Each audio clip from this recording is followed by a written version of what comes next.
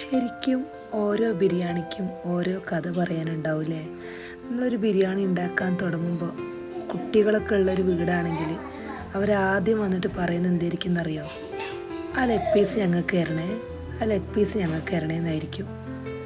വലിയവരാണെങ്കിലോ, ഇന്നൊരു പിടി പിടിക്കണം. വയറൊക്കെ നല്ല കാലിയാക്കിയിട്ട് ബിരിയാണിയൊക്കെ കഴിക്കാൻ റെഡി ആയിട്ടുണ്ടാവില്ലേ. അപ്പം അതുപോലത്തെ ഒരു ബിരിയാണി കേട്ടോ ഇത് ശരിക്കും ഒരു ദം ബിരിയാണി ഞാൻ ആദ്യമായിട്ടാണ് ഉണ്ടാക്കാൻ ശ്രമിക്കുന്നത്. അപ്പം അത് നല്ല അടിപൊളി ടേസ്റ്റ് ആയിരുന്നു കേട്ടോ. ഇതെങ്ങനെയാണ് ഉണ്ടാക്കിയത് എന്നൊക്കെ ഞാൻ വേറൊരു വീഡിയോയിൽ നിങ്ങൾക്ക് കാണിച്ചു തരാം. ചെറിയൊരു ഷോർട്സായിട്ട് ഞാൻ ഈ വീഡിയോ അപ്ലോഡ് ചെയ്യാണ് കണ്ടോ. നല്ല അടിപൊളി ബിരിയാണി എന്ന് പറയാം കേട്ടോ. കഴിച്ചതിൻ്റെയൊക്കെ അഭിപ്രായം ഞാൻ നിങ്ങൾക്ക് അടുത്ത വീഡിയോയിൽ കാണിച്ചു തരാം.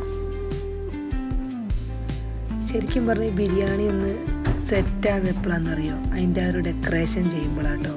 അതിൻ്റെ മേലെ പൊരിച്ചുള്ളിയും കറിവേപ്പിലയും മുന്തിരിയും നട്ട്സൊക്കെ ഇടുമ്പോഴാണ് അതിലൊരു ബിരിയാണീൻ്റെ കാണാനൊരു രസം, അതുപോലെ തന്നെ തിന്നാനൊരു ടേസ്റ്റ് നമുക്ക് ഉണ്ടാവുക. ഈ പൊരിച്ചുള്ളിയൊക്കെ കൂട്ടിയിട്ട് സാലഡൊക്കെ കൂട്ടിയിട്ട് ഒരു പിടുത്തം പിടിക്കണം കേട്ടോ. അടിപൊളി ടേസ്റ്റ് ആയിരിക്കും. അപ്പോൾ എല്ലാവരും ഒന്ന് ട്രൈ ചെയ്ത് നോക്ക്.